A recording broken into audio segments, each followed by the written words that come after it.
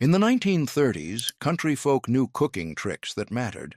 Their work in the kitchen didn't just feed families, they saved bacon grease, dried beans on string, and stretched every scrap to survive the Depression. Then modern convenience arrived, and these life-saving tricks vanished. Let's rediscover 30 forgotten hillbilly cooking methods before they're lost forever. Every Depression-era household kept a tin can on the back of the stove to collect bacon grease after frying. The fat was poured through a strainer to remove any burnt bits, then stored in the can for reuse. This grease became the cooking fat for everything: frying eggs, making gravy, greasing pans, sautéing vegetables, and flavoring beans. Nothing was wasted because bacon grease added rich, smoky flavor and replaced expensive butter or lard. The can sat at room temperature for weeks without spoiling because pure fat doesn't harbor bacteria. Optional uses included mixing it into cornbread batter, using it to season cast iron skillets, or spreading it on bread during lean times. This trick was essential because most families couldn't afford separate cooking oils. Country grandmothers passed down the bacon grease can through generations. Today, this practice has vanished, are replaced by bottled oils that lack the flavor and frugality of saved bacon grease. When fresh milk started to sour, hillbilly cooks never threw it away. They used it to make the fluffiest biscuits anyone had ever tasted. Sour milk became a perfect substitute for expensive buttermilk in biscuit recipes. The lactic acid in sour milk reacted with baking soda to create chemical leavening that made biscuits rise tall and tender. And country cooks simply mixed sour milk with flour, a pinch of salt, baking soda, and a little lard or bacon grease, then patted the dough out and cut biscuits with the rim of a glass. These biscuits baked golden and light in a cast-iron skillet or wood-fired oven. Optional additions included a touch of sugar for sweetness or brushing the tops with melted butter. This trick was beloved because it turned something spoiled into something delicious. Today, this trick has vanished because modern pasteurized milk doesn't sour naturally. It spoils instead. This ancient Appalachian preservation method kept green beans edible all winter without canning or refrigeration. Country folk would string fresh green beans onto long threads using a large needle, then hang the strings in a dry, airy place like the rafters of the porch or barn. Over several weeks, the beans dried completely, shriveling into brown, leathery strips that looked like old leather pants, hence the name leather breeches. Once fully dried, the beans were stored in cloth sacks and reconstituted months later by soaking overnight in water, then cooking slowly with bacon or fatback for hours until tender. The drying process concentrated the bean flavor into something rich and almost meaty. Optional additions during cooking included onions, salt pork, or a pinch of sugar to balance the intensity. This trick was essential because green beans spoiled quickly. Today, this method has vanished because people rely on freezers. Before we move on, many of you asked in the comments where to find these recipes. We even received tons of email too, so we published these recipes on our website. The link is in the description. Let's continue. Coffee was expensive during the Depression, so hillbilly families stretched every ounce by reusing the grounds multiple times. After brewing the first pot of coffee in the morning, the used grounds were saved in a jar or bowl instead of being thrown away. The next day, fresh grounds were mixed with the old ones in equal parts to make a second pot that was almost as strong as the first. By the third use, the coffee was weak and bitter, but it was still hot and caffeinated enough to get folks through the morning chores. Some families added chicory root, roasted grain, or molasses to mask the weak flavor. This trick required patience and careful portioning. Using too much water made the coffee taste like dirty dishwater. Optional additions included a pinch of salt. Today, this trick has vanished because coffee is cheap. Rendering lard was one of the most important hillbilly cooking skills because it produced the primary cooking fat for the entire year. When a pig was slaughtered in late fall, every scrap of fat was carefully trimmed and saved. The fat was cut into small cubes and cooked slowly in a large cast-iron pot over low heat for hours, stirring constantly to prevent burning. As the fat melted, it separated into liquid lard and crispy brown bits called cracklings. The liquid lard was strained through cheesecloth into clean jars or crocks and stored in a cool place where it solidified into pure white fat. This lard was used for frying, baking, making biscuits, greasing pans, and preserving meat. The cracklings were salted and eaten as a crunchy snack or mixed into cornbread. A single pig provided enough lard. Today, this skill has vanished. These 5 tricks, saving bacon grease, using sour milk, drying beans on string, reusing coffee grounds, rendering lard, were the backbone of Depression-era survival in the hills. They turned waste into food, pennies into meals, and scarcity into abundance. Today, they've vanished completely, replaced by convenience and abundance we take for granted. In the cellar, root cellars were essential for winter survival, but simply piling vegetables on shelves caused them to rot quickly. Hillbilly families solved this by layering root vegetables like potatoes, carrots, turnips, and beets in wooden boxes filled with clean, dry sand. Each vegetable was buried individually in sand so they didn't touch each other, preventing rot from spreading. The sand kept the vegetables cool, dark, and humid enough to stay fresh, but not wet enough to mold. Potatoes stored this way lasted from fall harvest through early spring without sprouting or shriveling. Carrots stayed crisp and sweet. Turnips remained firm. The sand also insulated the vegetables from temperature fluctuations that caused freezing or premature sprouting. Optional improvements included adding a layer of straw on top for extra insulation. This method was essential because there was no refrigeration. Today, this technique has vanished.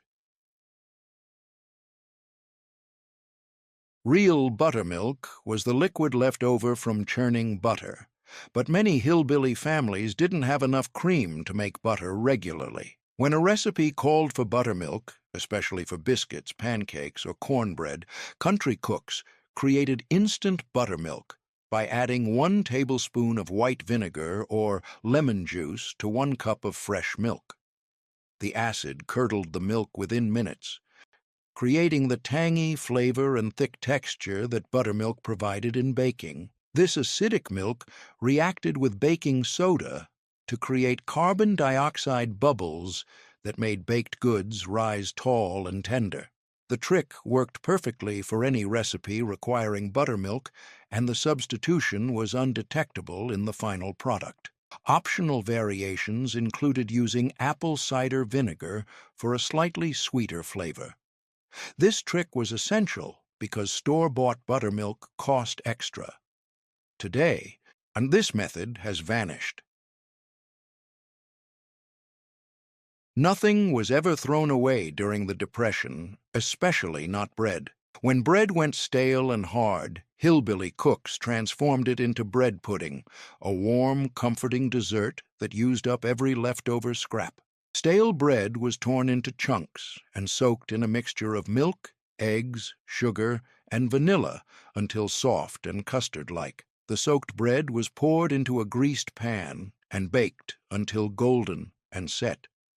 The result was a sweet custardy dessert with a crispy top and soft pudding-like interior. Optional additions included raisins, cinnamon, nutmeg, a splash of whiskey, or a drizzle of molasses. Some families made savory bread pudding by omitting sugar and adding cheese, onions, and herbs. This trick was essential because bread was made fresh at home several times a week. Today, this practice has mostly vanished. Before refrigeration, Hillbilly families preserved fresh eggs for months using water glass, a thick liquid solution of sodium silicate mixed with water. Fresh eggs, unwashed, with the natural bloom intact, were carefully placed in a crock or jar, then covered completely with the water glass solution. The liquid sealed the porous eggshells, preventing air and bacteria from entering and keeping the eggs fresh for 6 months or longer. Preserved eggs tasted nearly identical to fresh ones when cracked open, though the whites were slightly thinner. This method worked because the water glass solution prevented moisture loss and bacterial growth. Optional tips included using only the freshest eggs, no older than 24 hours, storing the crock in a cool cellar, and checking periodically to ensure all eggs remained submerged. This trick was essential because hens laid abundantly in spring. Today, this method has vanished. When hillbilly families boiled potatoes for dinner, they never poured the starchy cooking water down the drain. They saved it to make bread. Potato water, the cloudy, starchy liquid left after boiling potatoes, was rich in natural sugars and nutrients that fed yeast and created exceptionally soft, fluffy bread. After the potatoes were removed, the water was cooled to lukewarm, then used as the liquid base for bread dough, along with flour, yeast, salt, and a little lard or butter. The starches from the potatoes made the bread rise higher and stay soft longer than bread made with plain water. The loaves had a slightly sweet flavor and a tender crumb that stayed fresh for days. Optional additions included mashing one of the boiled potatoes directly into the dough. This trick was essential. Today, this practice has vanished. These 10 tricks, from bacon grease to potato water, turned every scrap, every drop, into survival. They were the foundation of Depression-era cooking, keeping families fed when money and food were scarce. Today, they've disappeared completely, replaced by abundance we rarely question, and skills we've forgotten we ever needed. Meat was expensive and scarce during the Depression, so hillbilly families learned to stretch every pound by adding cheap fillers to their meatloaf.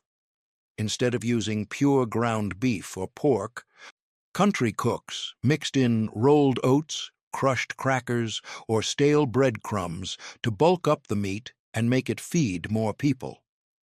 A single pound of ground meat could be stretched to feed a family of 6 or 8 by adding a cup of oatmeal or crushed saltine crackers along with eggs, milk, and seasonings. The fillers absorbed the meat juices during baking, creating a moist, tender loaf that held together when sliced. Optional additions included chopped onions, bell peppers, and a splash of Worcestershire sauce or a ketchup glaze on top. Some families used cornmeal instead of oats for a slightly different texture. This trick was essential because butchers charged by the pound and families couldn't afford enough meat to feed everyone. The stretched meatloaf was served hot with mashed potatoes and gravy, or sliced cold for sandwiches the next day. Children never knew they were eating stretched meat. They just knew dinner was filling and satisfying. Today, this practice has mostly vanished because ground meat is affordable and abundant, and people make meatloaf with pure beef without thinking twice about the cost. Modern recipes might include breadcrumbs for texture, but few people remember that oatmeal and crackers were once essential fillers that turned 1 pound of meat into dinner for 8 hungry mouths during the hardest economic times in American history. Before refrigeration, hillbilly families preserved fresh meat by packing it in rendered lard, a method called potting or confit. After butchering a pig or cow, choice cuts of meat were cooked until tender, then placed in clean crocks or jars. Hot, liquid lard was poured over the meat until it was completely covered and submerged. As the lard cooled and solidified, it created an airtight seal that prevented bacteria and air from reaching the meat, preserving it for months in a cool cellar. The lard acted as both preservative and flavoring, keeping the meat moist and adding rich, savory taste. When families needed meat, they simply dug through the solidified lard, removed a piece, and reheated it for dinner. The lard could be reused for cooking after the meat was gone. Optional variations included adding herbs, garlic, or black pepper to the lard for extra flavor. This trick was essential because fresh meat spoiled within days without refrigeration, and families needed protein to last through winter. Potted meat was served with beans, cornbread, and greens. Today, this preservation method has completely vanished because refrigerators and freezers keep meat fresh indefinitely, and people buy meat from grocery stores without ever needing to preserve their own. The only remnant of this tradition is the French confit technique used in fancy restaurants, but few people know it was once a hillbilly survival skill that kept families fed through the coldest months of the year. Apples were one of the few fruits that stored well through winter, but only if handled properly. Hillbilly families wrapped each apple individually in newspaper to prevent rot from spreading and stored them in wooden crates or barrels in the root cellar. The newspaper absorbed excess moisture and prevented apples from touching each other and insulated them from temperature fluctuations. Each apple was inspected carefully before wrapping. Only perfect, unblemished fruit was stored because a single bruised apple could spoil the entire batch. The wrapped apples were placed stem side down in layers, with more newspaper between each layer. Stored this way in a cool, dark cellar, apples lasted from fall harvest through early spring, providing fresh fruit when nothing else was available. Families checked the apples every few weeks, removing any that showed signs of rot before they contaminated others. Optional improvements included storing different apple varieties separately because some kept longer than others. This trick was essential because fresh fruit was unavailable in winter, and apples provided vitamins and sweetness during the cold months. Stored apples were eaten fresh, baked into pies, made into applesauce, or cooked down into apple butter. Today, this method has vanished because people buy fresh apples year-round from grocery stores supplied by climate-controlled warehouses, never needing to preserve their own harvest or understand the careful wrapping technique that kept apples crisp and sweet through winter when fresh food was scarce and every apple mattered. Nothing was wasted during the Depression, including cooking fats that were too burnt or rancid to eat. Hillbilly families saved every scrap of leftover grease, bacon drippings, and meat fat in a dedicated container until they had enough to make soap. Lye was made by pouring water through wood ashes collected from the fireplace, creating a caustic solution. The saved fats were melted in a large pot, then the lye water was carefully added while stirring constantly. The mixture was cooked over low heat for hours, stirring frequently, until it thickened into a creamy, opaque mixture that left a visible line when drizzled from a spoon. The hot soap was poured into wooden molds or shallow pans, covered, and left to cure for several weeks until hard enough to cut into bars. The finished soap was harsh and strong-smelling but cleaned everything: clothes, dishes, floors, and bodies. Optional additions included a little salt to harden the soap faster or essential oils if available, though most families couldn't afford such luxuries. This trick was essential because store-bought soap was expensive, and families needed to wash clothes and maintain basic hygiene. Homemade lye soap lasted for months and cleaned better than anything available today. The soap-making process was dangerous because lye could burn skin, so it was handled carefully. Today, this skill has completely vanished because soap is cheap and available everywhere, and few people would risk handling caustic lye or want to use harsh soap made from old cooking grease. Before refrigeration, keeping butter from melting and spoiling in summer heat was a constant challenge. Hillbilly families solved this by storing butter in a sealed crock or jar, tying a rope around it, and lowering it down into the well until it hung just above the waterline. The well water maintained a constant cool temperature year-round, around 50 to 55 degrees Fahrenheit, keeping the butter firm and fresh for days or even weeks. The butter was raised and lowered as needed using the rope, which was tied securely at the top of the well. This method worked because the cool, damp environment of the well prevented butter from melting, turning rancid, or absorbing odors. Optional improvements included wrapping the butter container in wet cloth for extra insulation or storing milk, cream, and eggs the same way.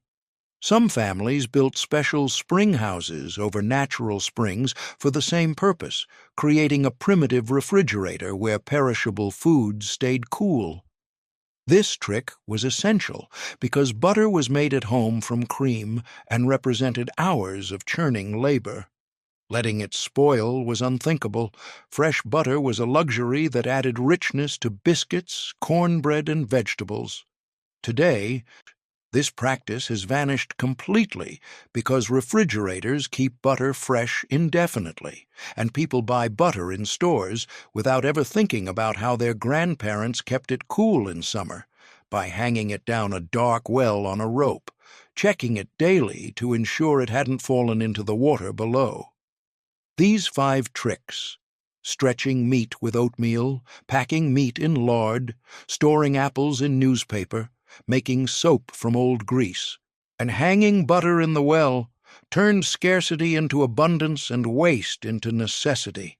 They kept families fed, clean, and surviving through the Depression. Today, they've vanished, replaced by refrigerators and grocery stores.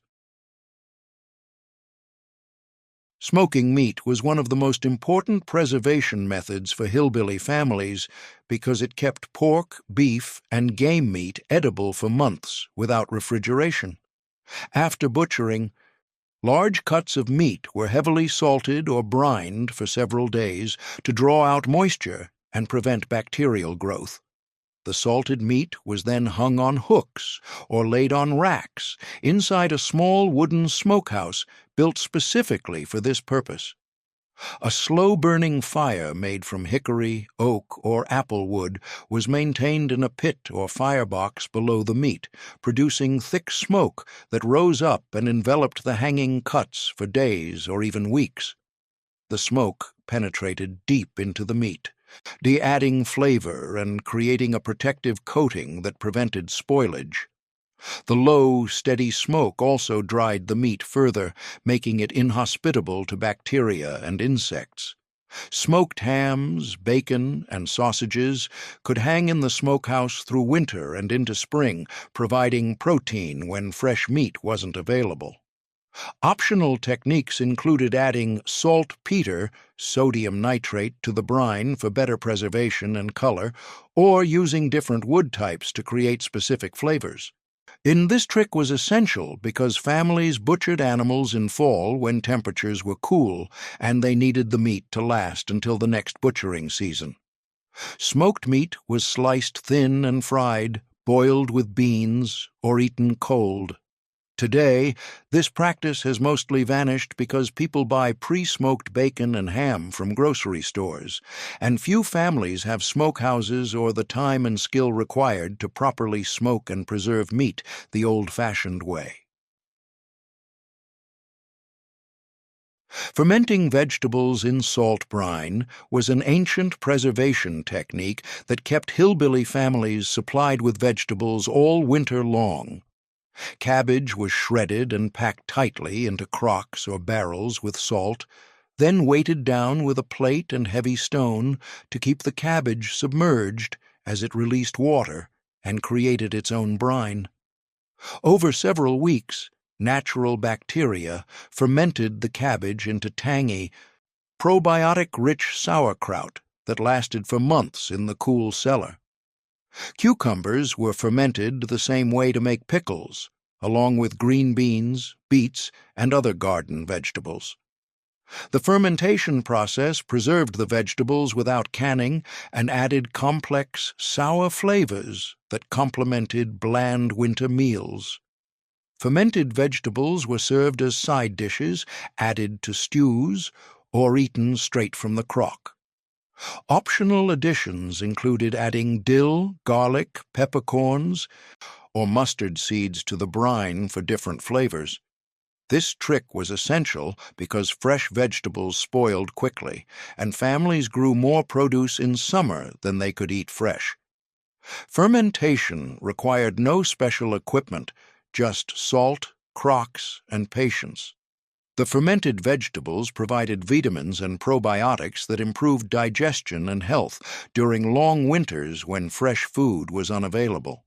Today, this practice has mostly vanished because people buy canned or jarred sauerkraut and pickles from stores, and few families ferment their own vegetables or understand the health benefits and intense flavors that only traditional fermentation can create, making it a lost art that once sustained entire communities through winter.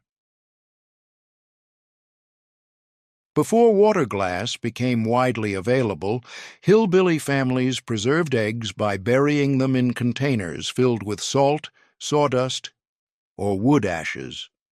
Fresh eggs, unwashed with the natural bloom intact, were placed individually in crocks or wooden barrels, then covered completely with dry salt or clean sawdust so the eggs didn't touch each other.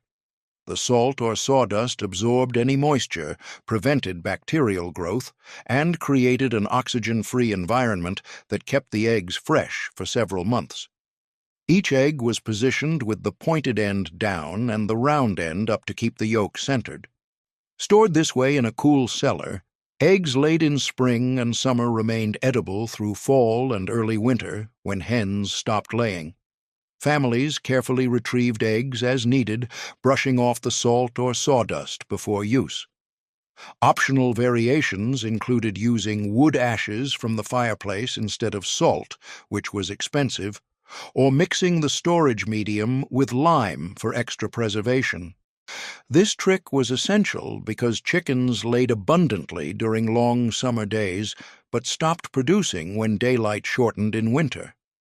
Families needed those spring eggs to last until the hens started laying again.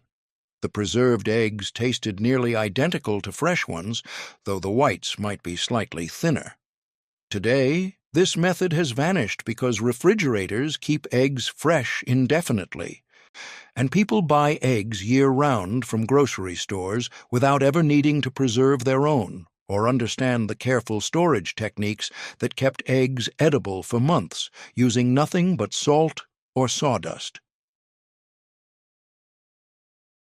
When apples were unavailable or too expensive, hillbilly families made mock apple pie using Ritz crackers soaked in a spiced sugar syrup that mimicked the taste and texture of real apples. The recipe was printed on Ritz cracker boxes during the Depression and became famous for fooling people into thinking they were eating real apple pie.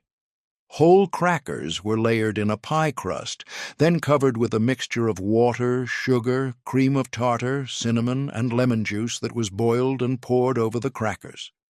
As the pie baked, the crackers absorbed the syrup and softened into something surprisingly similar to cooked apples in texture and sweetness. The cinnamon and lemon provided the familiar apple pie flavor, and most people couldn't tell the difference unless they looked closely. Optional additions included dotting the crackers with butter before adding the syrup or sprinkling extra cinnamon on top.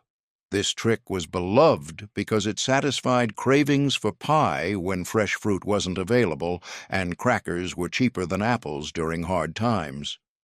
Mock apple pie was served at holiday meals and church suppers, and guests often complimented the delicious apple pie without realizing they were eating crackers. Today, this recipe is mostly forgotten except as a novelty because apples are cheap and available year-round, and few people would choose crackers over real fruit. The mock apple pie remains a fascinating example of Depression-era ingenuity when families created comfort and tradition from whatever they had on hand. Fresh pork, sausage was expensive because it required good cuts of meat and careful seasoning, so hillbilly families stretched their sausage by mixing in cornmeal to make it feed more people. After grinding pork scraps and seasoning with salt, pepper, and sage, country cooks added a generous amount of cornmeal to the mixture before forming patties or stuffing casings. The cornmeal absorbed the pork fat and seasonings, creating a filling, grainy texture that bulked up the sausage considerably. A pound of ground pork could be stretched to make 2 pounds of sausage patties by adding cornmeal, doubling the number of servings. The sausage was fried until crispy and golden, served with eggs and biscuits for breakfast or crumbled into gravy. Optional additions included adding a little milk or water to the mixture to help bind the cornmeal, or increasing the seasonings to compensate for the diluted meat flavor. And some families also added finely chopped onions or hot peppers for extra flavor. This trick was essential because pork was valuable and expensive, and families needed to make every scrap count. Stretched sausage tasted different from pure pork sausage, grainier and less meaty, but it was filling and satisfying nonetheless. Children grew up eating cornmeal sausage and thought it was normal. Today, this practice has vanished because ground pork is affordable, and people expect sausage to be pure meat without fillers, never realizing their grandparents routinely stretched sausage with cornmeal to make breakfast feed 8 people instead of 4 during the Depression. These 10 tricks, from smoking meat to stretching sausage with cornmeal, transformed scarcity into survival. They preserved food without refrigeration, stretched meat to feed more mouths, and turned simple ingredients into sustenance. Today, they've disappeared, replaced by refrigerators, grocery stores, and abundance that has erased the skills our ancestors needed to survive. Baking cornbread on a hoe blade over an open fire was one of the most iconic hillbilly cooking methods, born from necessity when families worked in the fields far from home kitchens. Field workers would mix cornmeal, salt, and water into a thick batter, then spread it directly onto the cleaned blade of a garden hoe that had been heated over hot coals. The metal blade conducted heat evenly, cooking the cornbread into flat, crispy cakes that could be eaten hot without any utensils or plates. These hoe cakes were simple, filling, and required no oven, no pan, and no fancy ingredients, just cornmeal, water, and fire. The tradition dates back to enslaved people and poor farmers who needed quick, unportable food that could be made with minimal equipment. The hoe blade was cleaned thoroughly before use, though skeptics always worried about dirt, then greased with a little bacon fat to prevent sticking. The batter sizzled and browned on the hot metal, developing a crispy crust on the bottom while staying soft inside. After a few minutes, the hoe cake was flipped or removed and eaten immediately, often with nothing more than a smear of butter or molasses if available. Optional variations included adding a pinch of sugar to the batter for sweetness, or mixing in bits of cracklings, fried pork skin, for extra flavor and protein. Some families made hoe cakes at home on a griddle or in a cast-iron skillet, but the name and tradition came from the field hoe. This cooking method was essential during the Depression because it allowed families to eat hot food while working long hours in the fields without returning home for meals. The hoe cakes were filling, cheap. Cornmeal was one of the most affordable staples and could be made anywhere with a fire. Children grew up eating hoe cakes and thought nothing of the unusual cooking method. Today, this practice has almost completely vanished because people cook cornbread in ovens using proper baking pans, and the idea of cooking food on a garden tool seems unsanitary and primitive. Few people remember that hoe cakes fed generations of field workers and symbolized the resourcefulness and resilience of hillbilly families who made do with whatever tools they had on hand, turning a farm implement into a cooking surface that sustained them through the hardest economic times in American history. Cooking dried beans overnight in the fireplace. Coals was a slow, hands-off method that produced the most tender, flavorful beans imaginable and kept the house warm during cold winter nights. Hillbilly families would soak dried beans, usually pinto, navy, or soup beans, in water during the day, then drain them and place them in a heavy cast-iron pot with fresh water, a piece of salt pork or fatback, onions, and seasonings. The covered pot was nestled deep into the hot coals at the edge of the fireplace before bedtime, where it would cook slowly for 8 to 12 hours while the family slept.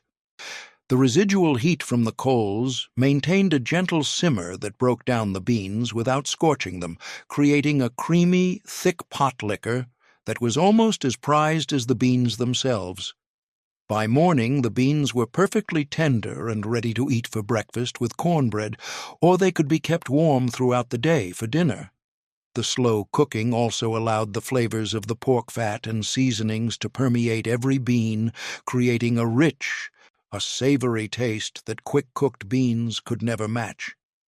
Optional additions included a pinch of baking soda to soften the beans faster, a ham bone for extra flavor, or a spoonful of molasses for sweetness. Some families added a whole onion studded with cloves for aromatic depth. This cooking method was essential because it required no active supervision. The fire cooked the beans while everyone slept, and it used fuel that was already burning for heat anyway, making it incredibly efficient. The beans provided cheap, filling protein that sustained families through winter, and a single pot could feed a large family for multiple meals. The pot liquor was sopped up with cornbread and considered the best part. Today, this cooking method has completely vanished because people cook beans on stovetops or in slow cookers, and few homes have working fireplaces anymore. The overnight fireplace method produced beans with a depth of flavor that modern cooking can't replicate, and it represented the ultimate in resourceful cooking, turning time, fire, and patience into a meal that required almost no effort and cost mere pennies to make.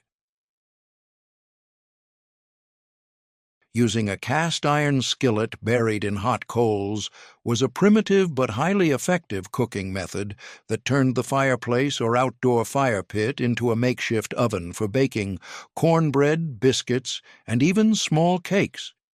Hillbilly families would place their cast-iron skillet directly into a bed of hot coals, let it preheat until smoking hot, then pour in cornbread batter or place biscuit dough inside. More hot coals were carefully piled on top of the skillet's lid, creating an even heat source from both above and below that mimicked the effect of an oven.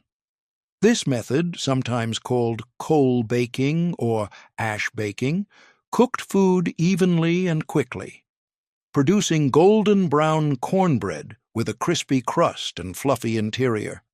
The key was managing the coal temperature. Too hot, and the bottom would burn before the top cooked. Too cool, and the bread would be dense and undercooked. Experienced cooks knew exactly how many coals to use and when to check the food by carefully lifting the lid with a stick or fire poker. Optional variations included greasing the skillet heavily with bacon grease to prevent sticking, or lining the bottom with corn husks or cabbage leaves for easier removal. Some families used this method to bake small pies, cobblers, or even roast meat when the main fireplace or wood stove was occupied with other cooking. This trick was essential because many hillbilly homes had no oven at all, just a fireplace for heat and cooking, and families needed a way to bake bread daily.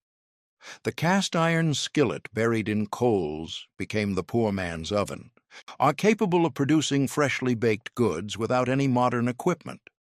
Children learned to tend the coals and judge the cooking progress by smell and the sound of sizzling. Today, this method has almost completely vanished because every home has an oven, and people bake in temperature-controlled appliances without thinking about fire management. The coal-baked cornbread had a unique smoky flavor and rustic texture that modern oven-baked versions can't replicate.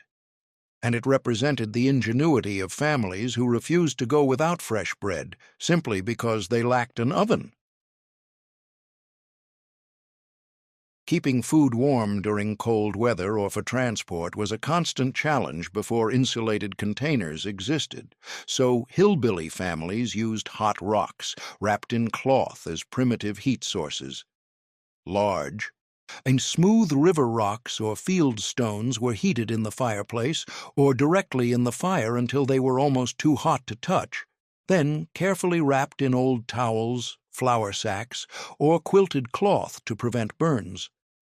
These wrapped hot rocks were placed in baskets or wooden boxes alongside pots of cooked food, keeping soups, stews, and casseroles warm for hours during wagon rides to church, family gatherings, or long days working in distant fields. The rocks radiated steady, even heat that prevented food from cooling too quickly, and they could be reheated and reused indefinitely. Optional techniques included heating multiple rocks of different sizes to create longer-lasting warmth, or placing hot rocks under a pot of beans to keep them simmering slowly without active fire. Some families used heated bricks instead of rocks, which retained heat longer and had flat surfaces that stacked more easily. This trick extended beyond food.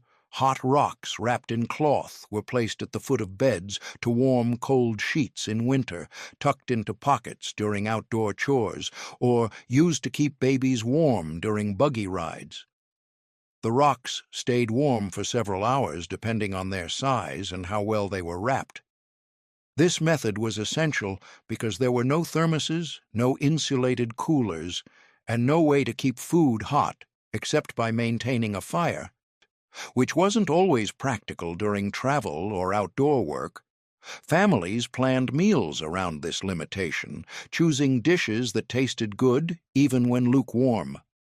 Today, this practice has completely vanished because insulated containers, thermoses, and portable heating elements keep food hot effortlessly.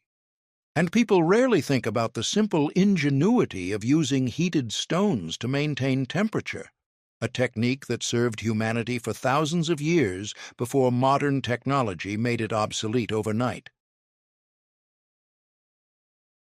The spider was a specialized cast-iron skillet with 3 long legs that stood over hot coals in the fireplace, allowing hillbilly families to cook without needing a flat stovetop or hanging pot crane. These skillets got their name because the 3 legs made them look like spiders when viewed from above. The legs kept the cooking surface elevated above the coals, providing even heat distribution and preventing the bottom from burning, while allowing air to circulate underneath for better temperature control. Spider skillets were used for frying, sautéing, making cornbread, and cooking anything that required a flat pan surface. The cook could adjust the heat by moving the spider closer to or farther from the fire, or by adding or removing coals beneath it. Families passed down spider skillets as valuable heirlooms because good cast iron was expensive and hard to replace. Today, spider skillets have almost completely vanished, except as antique collectibles, because wood stoves and modern electric or gas ranges eliminated the need for legged cookware. Most people have never seen a spider skillet and wouldn't know how to use one, yet these ingenious pans were once as common in hillbilly kitchens as regular skillets are today, representing a lost era when all cooking happened over open fire and every tool had to be specifically designed for that single heat source. These 5 tricks: baking on a hoe blade, cooking beans in fireplace coals, burying skillets in coals, using hot rocks to keep food warm, and cooking in spider skillets, turned open fire into a complete kitchen. They required no electricity, no gas, no modern equipment. Today, they've vanished, replaced by ovens and stoves we take for granted. Gathering wild greens was one of the most important springtime activities for hillbilly families because it provided the first fresh vegetables after a long winter of eating dried beans, canned goods, and root vegetables stored in the cellar. As soon as the snow melted and temperatures warmed enough for new growth, women and children headed into the woods and fields with baskets and knives to harvest pokeweed shoots, dandelion greens, ramps, wild leeks, watercress, lamb's quarters, chickweed, and wild mustard greens. These wild plants grew abundantly for free and provided essential vitamins and minerals that prevented deficiency diseases like scurvy after months without fresh produce. Pokeweed was the most prized. The young shoots were harvested when just a few inches tall before the plant developed toxic compounds in its mature leaves and berries. Children learned plant identification from their parents and grandparents, developing skills that could mean the difference between malnutrition and health during the Depression. Today, this practice has mostly vanished because people buy pre-washed salad greens from grocery stores and consider wild plants to be weeds rather than food, never realizing that pokeweed, dandelions, and ramps once kept their ancestors healthy and fed through the hardest times when store-bought vegetables were luxuries most families couldn't afford, and survival meant knowing which wild plants were safe to eat and where to find them growing free in fields and forests that provided sustenance when nothing else was available. Making tea from wild plants was a common hillbilly practice that provided hot beverages when store-bought tea and coffee were too expensive or completely unavailable during the Depression. Pine needle tea was made by steeping fresh green pine needles, never brown or dried ones, in boiling water, creating a drink rich in vitamin C that helped prevent scurvy during winter months when fresh fruit wasn't available and citrus was an unaffordable luxury. The tea tasted mildly resinous and piney with a slightly citrus undertone, and it was often sweetened with honey or sugar, if available to mask the strong flavor. Sassafras root tea was even more popular throughout Appalachia. Families would dig up sassafras roots in late fall or early spring, wash them thoroughly to remove all dirt, and boil them to create a fragrant, slightly spicy tea that turned a beautiful reddish amber color. Sassafras tea was traditionally consumed in spring as a blood tonic, or spring tonic, believed to cleanse the system after a winter of heavy preserved foods and improve overall health and vitality. Other wild plants used for tea included wild mint, found near streams and damp areas, wild bergamot, bee balm, sumac berries, dried and steeped for a tart, lemony drink that tasted similar to lemonade, blackberry or raspberry leaves, which made a mild, pleasant tea, and persimmon leaves. These wild teas cost nothing except the time to gather and prepare them, making them accessible to even the poorest families who couldn't afford store-bought beverages. Optional additions included combining different plants for more complex flavors, adding honey or molasses for sweetness, or serving the tea cold in summer as a refreshing drink. Never realizing that their hillbilly ancestors routinely brewed tea from pine needles, sassafras roots, and wild mint that grew free in the woods, creating nutritious beverages that cost nothing and connected them to the natural world in ways that store-bought tea bags never could, making them self-sufficient in even the smallest details of daily life when every penny mattered and resourcefulness meant survival. Cornmeal mush was the ultimate Depression-era stretcher food because it was incredibly cheap, filling, and versatile enough to accompany almost any meal throughout the day.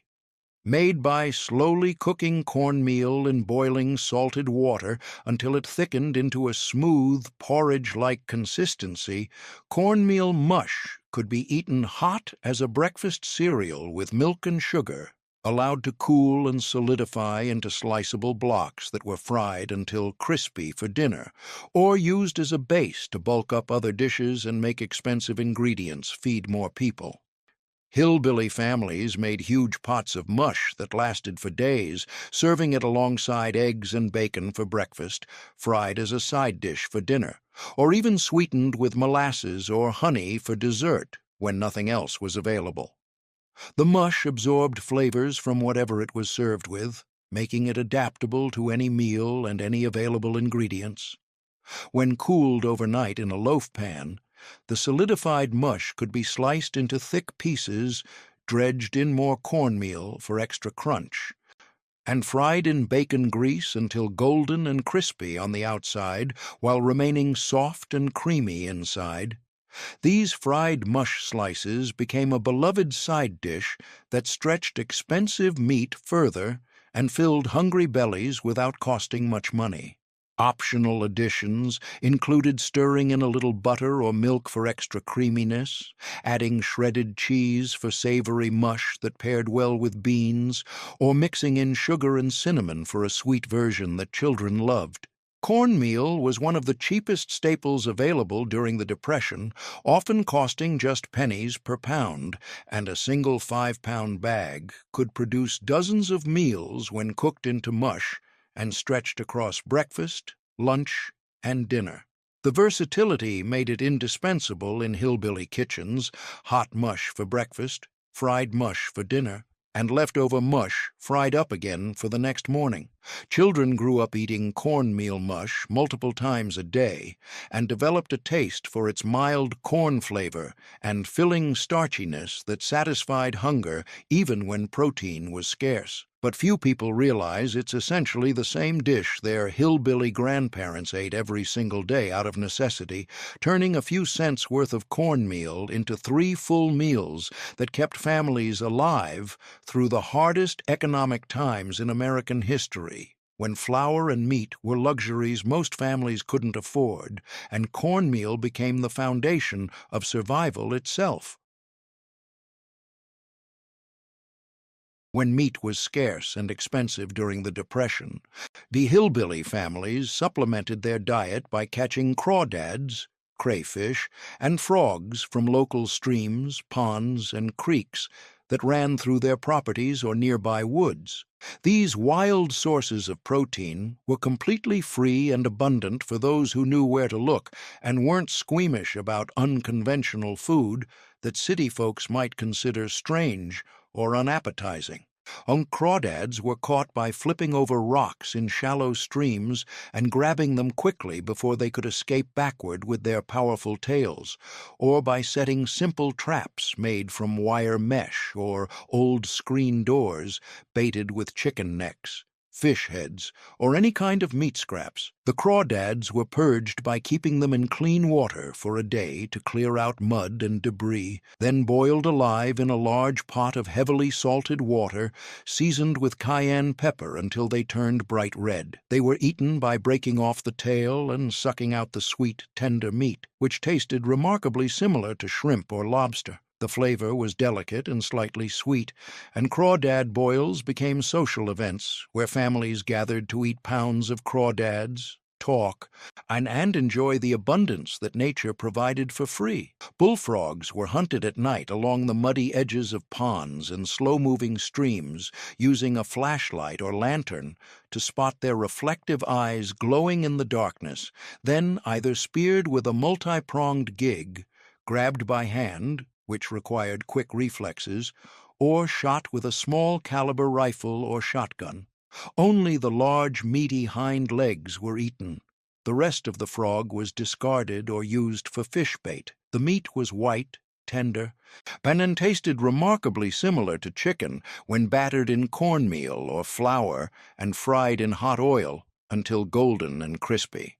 Frog legs were considered a delicacy by those who'd grown up eating them, and a successful night of frog hunting could provide enough meat for several family meals. Optional preparations included boiling crawdads with potatoes, corn on the cob, and smoked sausage for a complete one-pot meal, or battering and deep-frying frog legs until they were so crispy and delicious that even skeptical children would eat them.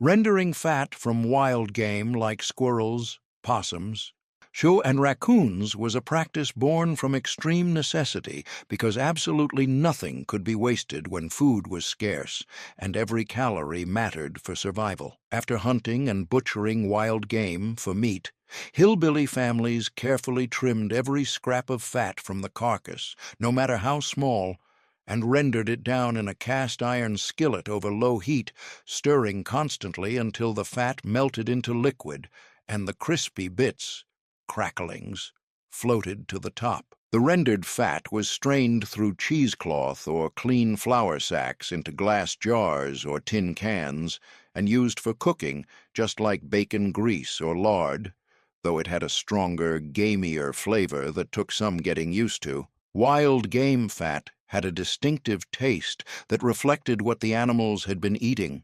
Squirrel fat rendered in fall after the animals had been feeding on hickory nuts, and acorns tasted nutty and rich, while possum fat, rendered after possums had been eating persimmons, had a slightly sweet musky flavor. The fat was used for frying eggs, greasing pans before baking cornbread, sautéing vegetables, and adding precious calories to otherwise lean meals during winter when every bit of fat was valuable. Possum fat was particularly prized because possums carried significantly more fat than lean squirrels, especially in fall when they'd been fattening up for winter. A single fat possum could yield nearly a cup of rendered fat, which was a treasure during hard times.